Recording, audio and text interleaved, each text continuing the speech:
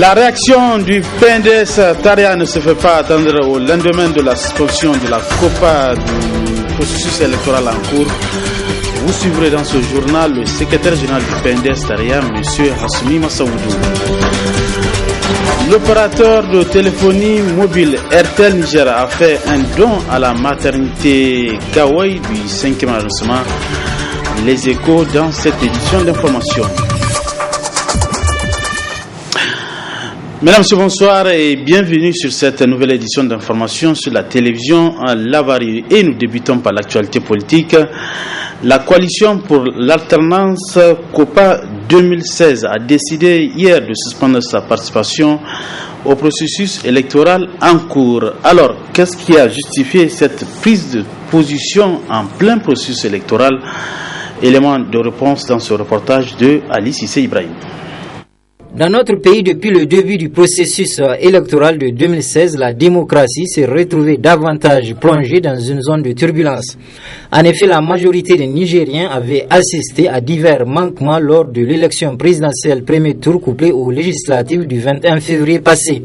Et de manquements à d'autres dysfonctionnements, nous sommes de plein pied dans le processus du second tour de l'élection présidentielle consécutif à l'échec du un coup KO du président Issoufou Mahamadou.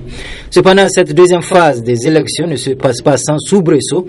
En effet, la coalition pour l'alternance 2016 a décidé de suspendre sa participation au processus électoral actuel, comme nous le précise Youba Diallo, directeur national de campagne du Modern FA Lumana.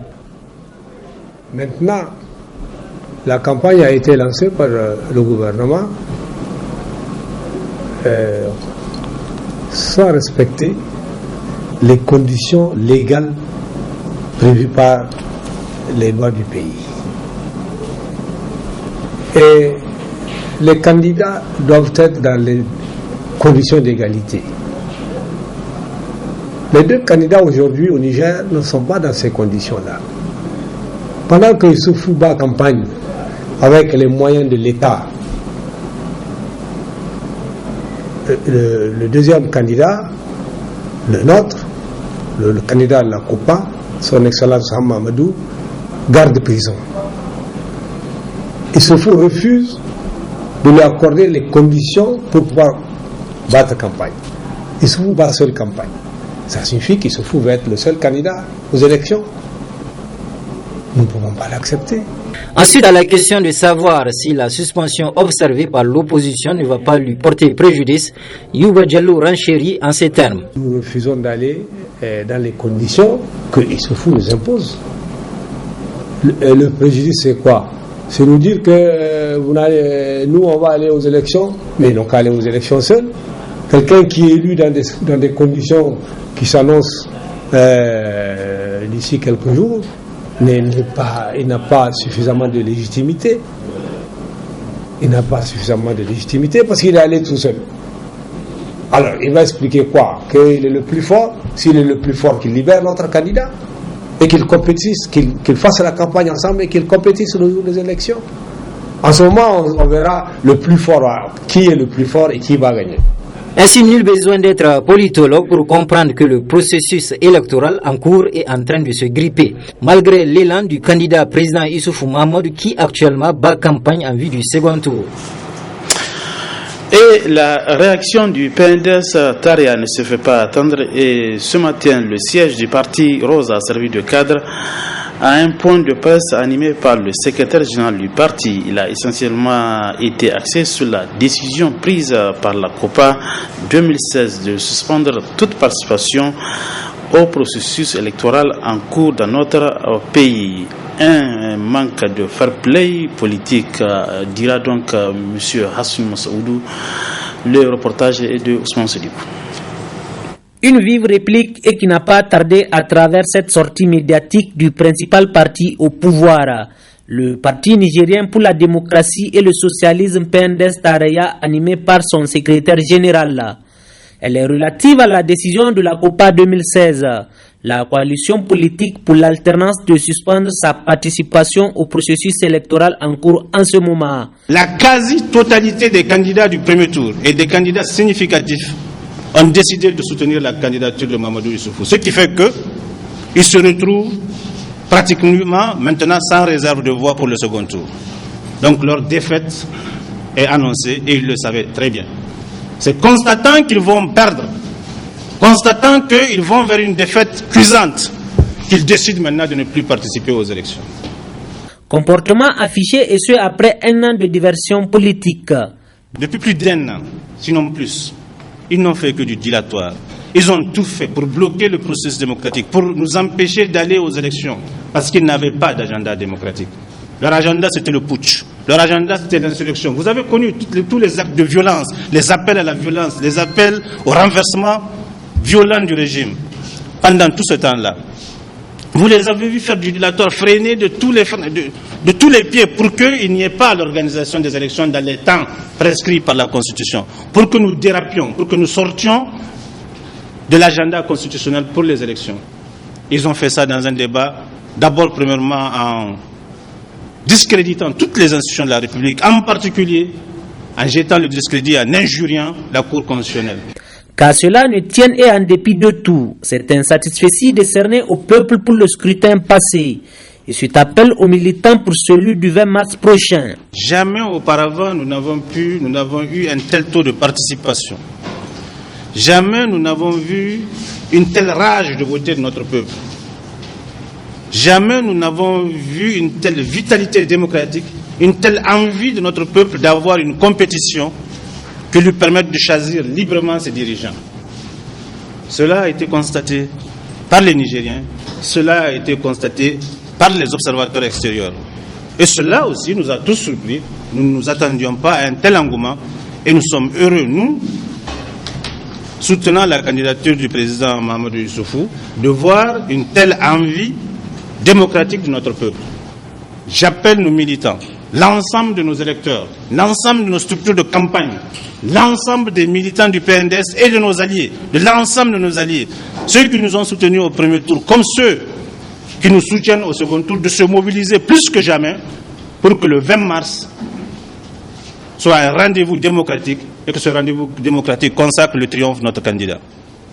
Ce point de presse a aussi été l'occasion pour le secrétaire général du PNDS Tareya de s'appesantir sur d'autres griefs qui leur seraient imputables à travers leur immixtion ou ingérence dans le fonctionnement de certaines institutions de la République.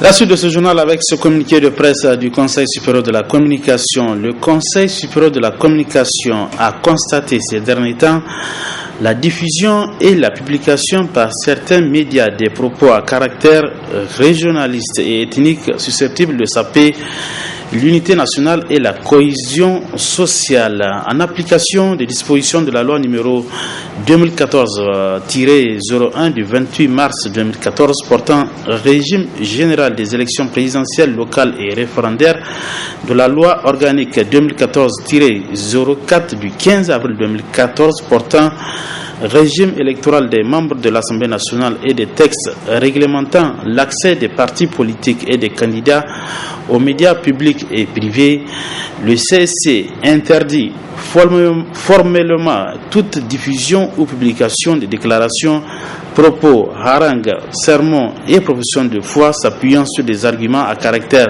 régionaliste, ethnique et racial, ainsi qu'à toute forme de propagande visant à inciter les populations à la désobéissance civile et à la violence. Conformément aux dispositions de l'article 158 de la Constitution, le Conseil supérieur de la communication rappelle également aux médias publics et privés qu'ils ont l'obligation de favoriser le débat démocratique et de promouvoir les droits humains fondamentaux, les langues et les produits sportifs et culturels nationaux, l'unité nationale, la tolérance et la solidarité, la paix et la sécurité entre les différentes communautés, ainsi que la lutte contre toute forme de discrimination.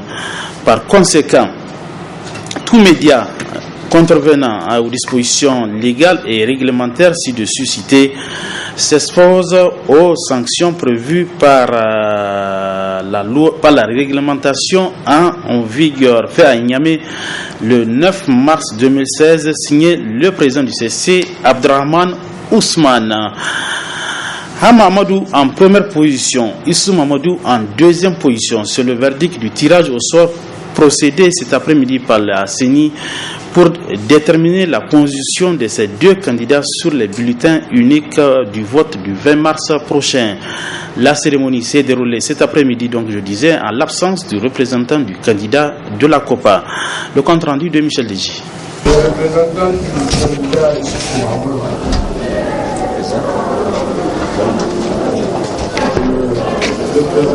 candidat Hama Amadou.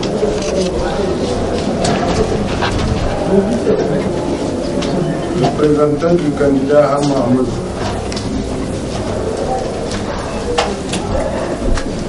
Le représentant du candidat Hama Amadou. C'est depuis ce matin à 10h que ce tirage devrait être organisé selon le rapport de l'huissier de justice près le tribunal de grande instance hors classe de Niamey, Maître Moussa Souna Soumana, qui a dit dans la lecture de son procès avoir bien remis à monsieur le directeur national de campagne du Modern Fa Lumana la lettre numéro 160/P/CENI en date du 8 mars 2016 du président de la CENI ayant pour objet le présent tirage. L'an 2016 et le 9 mars à 9h15, à la requête de la Commission électorale nationale indépendante CENI, j'ai, Maître Moussa Soumana, huissier de justice près le tribunal de grande instance hors classe de Niamey, remis et laissé à monsieur le directeur national de campagne du Modern Fa Lumana à Niamey, en ses bureaux ou étant et parlant à M. Gani Adamou, assistant administratif du secrétaire général du parti Modern Fa Lumana.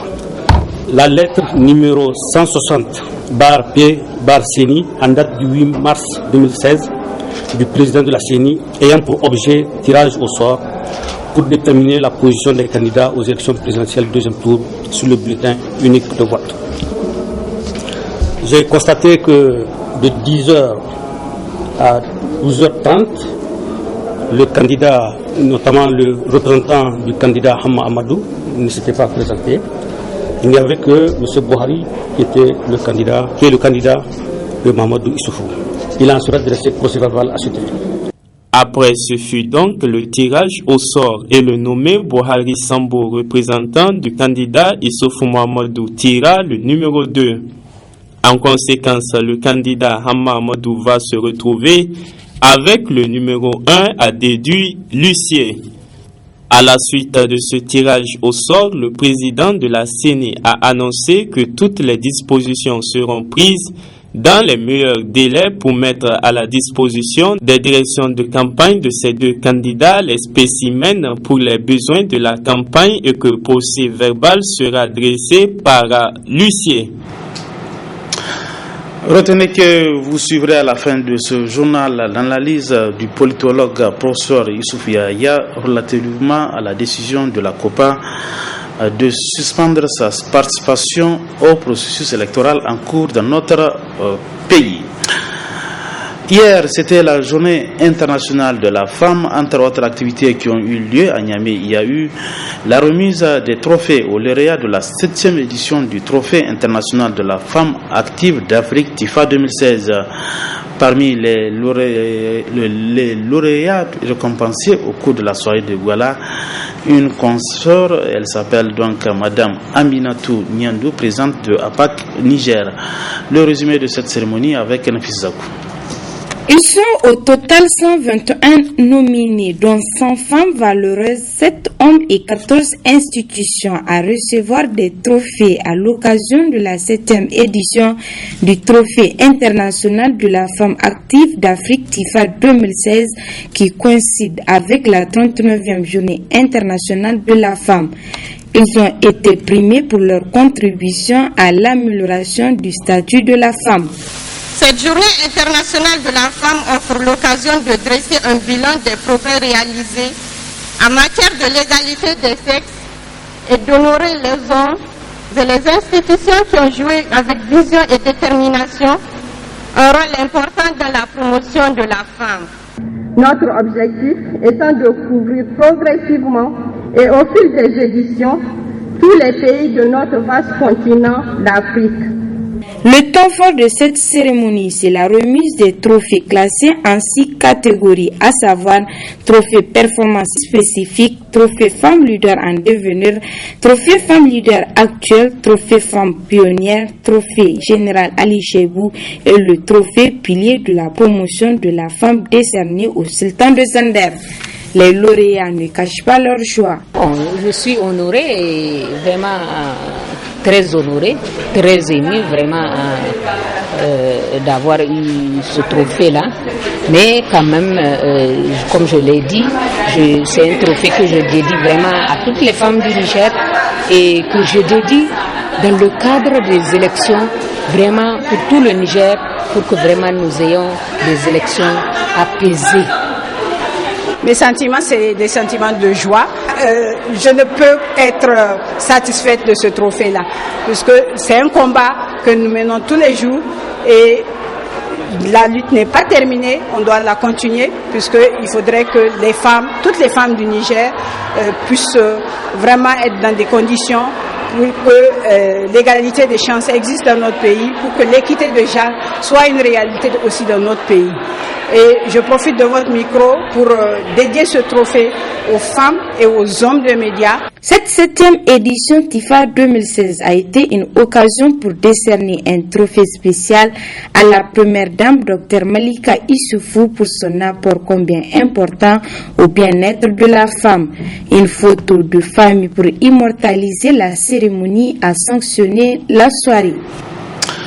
Je l'annonçais dans les titres, la maternité Gawai, située dans le 5e arrondissement de Niamey, a reçu de Airtel Niger un important lot de matériel.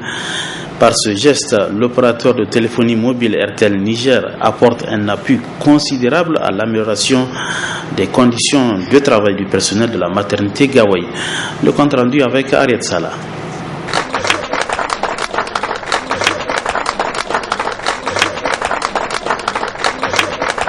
Ainsi, Airtel Niger, pour la 2e fois, vient en aide à la maternité Gawai. C'est un important don d'équipement qui vient renforcer une maternité dépourvue de matériel de travail.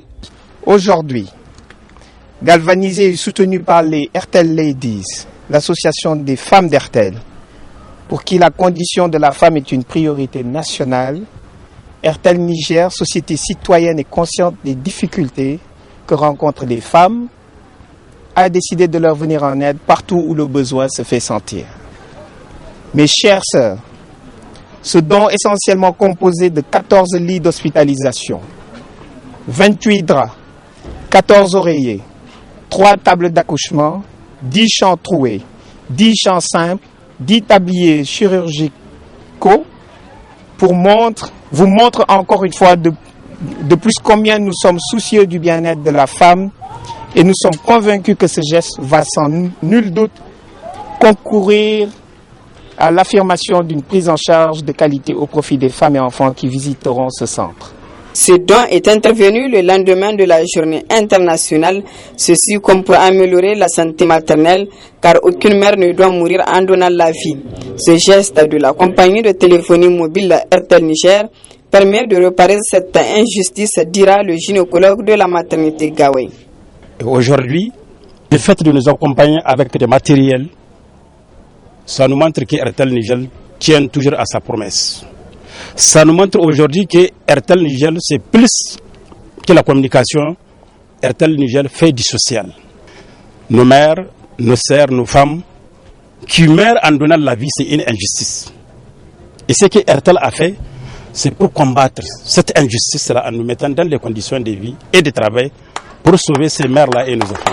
Selon le secrétaire général de la commune 5, la population de sa commune par sa voix remercie Airtel Niger pour ce geste et souhaite que d'autres partenaires viennent en aide à cette maternité laissée à elle-même. Ce don qu'ils viennent de remettre à l'hôpital du district est un autre souhait pour la 2e fois qu'on avait demandé qu'ils viennent en aide à notre hôpital.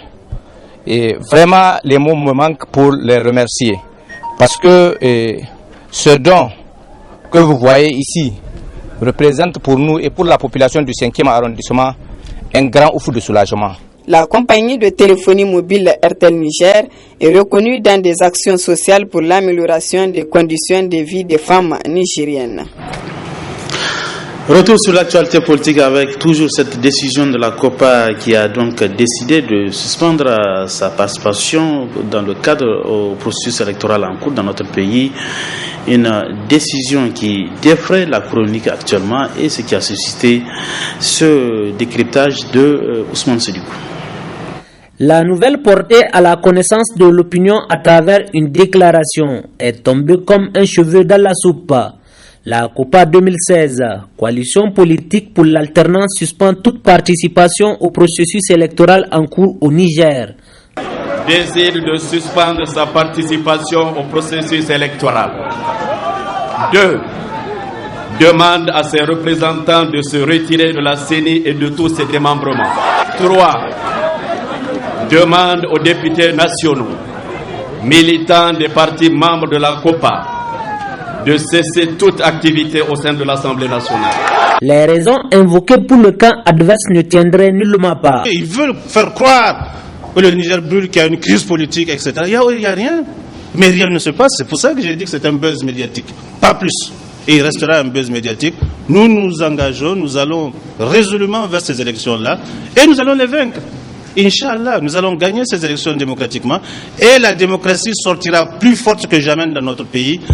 Une décision de la COPA 2016, ambiguë pour certains et claire comme l'eau de roche pour d'autres. C'est une impasse, c'est une confusion dans laquelle on jette les militants et puis, bon, dans tous les cas, les heures à venir vont nous clarifier. Ils seront obligés de venir expliquer aux citoyens c'est quoi le lien, c'est quoi le rapport entre se retirer du processus électoral et maintenir une décision de l'autre côté. On n'a jamais vu ça, c'est inédit. Donc moi je pense que les gens auraient dû créer les conditions pour qu'au moins ces élections-là soient tenues. Parce que si c'est bien suivi, le mot d'ordre de l'opposition, si c'est bien suivi, que les démembrements de la CENI jusqu'à la CENI centrale, que leurs membres quittent, si de l'autre côté, les représentants de l'opposition à l'Assemblée nationale quittent, si aussi le peuple nigérien qui a exprimé donc son suffrage vis-à-vis des trois autres candidats de la MR et de la COPA arrive à montrer que non, nous avons voté, c'est pour eux, nous n'avons pas voté pour vous, pour donner raison à l'histoire, ça veut dire tout simplement qu'on va assister à un fiasco. Vous allez trouver des bureaux de vote où il n'y a que le représentant du président candidat, mais le prisonnier n'a pas de représentant puisqu'il a désisté, puisqu'il ne peut pas, il n'est pas dans les conditions d'aller aux élections. Elle est appréciée à sa juste valeur politiquement, cette décision de la COPA 2016. À partir du moment où elle n'a plus rien à perdre, elle a rejeté dès le début les résultats du processus électoral. Mais qu'à cela ne tienne, il y a un deuxième tour. Et que celui qui semble la représenter, ou qui la représente même valablement, n'est pas libre de ses mouvements. On peut dire que c'est une affaire judiciaire. Mais elle a des tentacules vraiment politiques et je pense que le régime a intérêt à faire des gestes d'apaisement. Tout comme juridiquement, elle se justifierait par des grèves que la COPA 2016 reprocherait à la Cour constitutionnelle. Ce qui a déclenché la décision de la COPA, c'est l'arrêt de la Cour, dans lequel, en le parcourant, on ne retrouve pas trace des requêtes qui ont été adressées par les candidats. Est-ce que la Cour les a omis ou bien a-t-elle l'intention de les traiter par la suite? L'échéance, elle, est prévue pour le 20 mars prochain, date retenue pour le deuxième tour de l'élection présidentielle. En attendant, tout comme les réactions, les interprétations aussi fusent de partout, chacun y allant de son commentaire. Et clôturons ce journal par cette partie magazine, excusez-moi. Il s'agit donc du décryptage fait par l'ancien chercheur, l'historien et politologue, professeur Issoufou Yahya. Une analyse faite par rapport à la suspension de la participation de la COPA 2016 au processus électoral en cours dans notre pays. Mesdames, Messieurs, bonsoir et bonne réception. Je pense que la décision que l'opposition a prise de suspendre, c'est une décision qui est grave et cette gravité, il faut la voir dans toute son étendue. Parce que c'est la première fois au Niger que ce cas de figure arrive. Deuxième élément, c'est que le fait que l'opposition n'aille pas au second tour n'arrête pas le cours électoral, du processus électoral. Donc sans l'opposition, la CENI peut bel et bien organiser un simulacre, en tout cas des élections qui seront validées certainement par la Cour constitutionnelle. Mais là où la décision est complexe, c'est que l'opposition est une entité à part entière du fonctionnement politique du Niger. L'opposition a fait un certain nombre de griefs à la CENI, à la Cour constitutionnelle et à l'exécutif. Et visiblement, elle ne semble pas avoir été entendue au point où elle passe à la vitesse supérieure.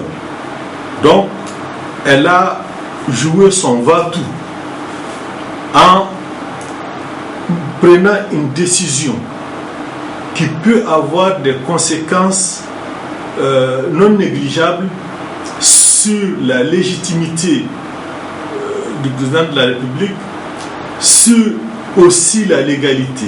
Et je pense que le fait qu'elle suspende sa participation laisse ouverte une porte, celle des négociations. Donc, le fait que l'opposition dise clairement qu'elle suspend sa participation voudrait dire que si les conditions sont remplies, elle reviendrait sur la suspension. Maintenant, ceux à qui ces propos sont adressés vont les analyser et prendre la décision la meilleure dans l'intérêt de notre pays. L'opposition s'est mise dans une posture, l'opposition comme le régime, dans une posture jusqu'au boutiste. L'opposition n'a pas intérêt à aller au second tour à partir du moment où les griefs qu'elle a portés devant la Cour constitutionnelle n'ont pas été examinés selon elle convenablement. Donc pour la Cour constitutionnelle, tout s'est bien passé dans le meilleur du monde en dehors des élections au Ghana. Donc les élections sont déroulées au Niger. Les observateurs ont fait un certain nombre de reproches, notamment dans la phase de dépouillement. Visiblement, ça n'a pas été pris en compte. Même certains responsables politiques du camp présidentiel ont été un peu mécontents de la manière dont les choses se sont déroulées dans leurs respectifs. Visiblement, la Cour constitutionnelle a dit bon, il n'y a rien à dire, de circuler, comme on dit. Donc, elle a entériné, elle a validé le résultat. Ce qui semble avoir émoussé l'opposition. Maintenant, va-t-elle assister à sa belle mort ou bien devrait-elle réagir? Et je pense qu'elle a réagi pour attirer l'attention de la communauté internationale qui est aussi partie prenante du processus électoral en cours au Niger pour qu'elle assiste à ce qui se passe. Et ce qui se passe quand même, je pense qu'il y a beaucoup de correctifs à apporter, notamment dans les endroits où l'opposition et les observateurs disent que les urnes ont été gonflées ou que les élections n'ont pas été faites, que seulement des procès verbaux ont été remplis. Je pense que si tel devait être le cas, je pense que les greffes de l'opposition sont aussi à prendre en compte parce qu'elle fait, comme je dis, partie intégrante du processus démocratique, de la démocratie nigérienne. Ce ne sont pas des ennemis, ce sont des Nigériens. Au même titre qu'un autre, que les autres, eh bien, ce qu'ils disent devrait être examiné. Mais je pense qu'il va de l'intérêt de notre démocratie, de respecter l'opposition, de la protéger au besoin, parce que dans certains pays, elle est même financée pour exister, pour qu'elle cautionne un peu ce qui se passe. Ce n'est visiblement pas le cas dans notre pays où la majorité présidentielle est tellement étoffée qu'il y a peu de place autour d'elle et que l'opposition peut-être générée au point où elle devrait disparaître. Je pense que ce n'est pas bien pour la démocratie nigérienne. Elle a rejeté dès le début les résultats du processus électoral. Mais qu'à cela ne tienne, il y a un deuxième tour. Et que celui qui semble la représenter ou qui la représente même valablement n'est pas libre de ses mouvements.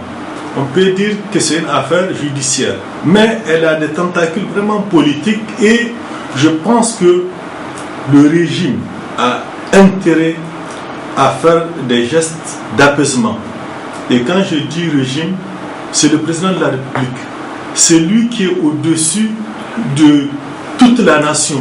Il en est même le père.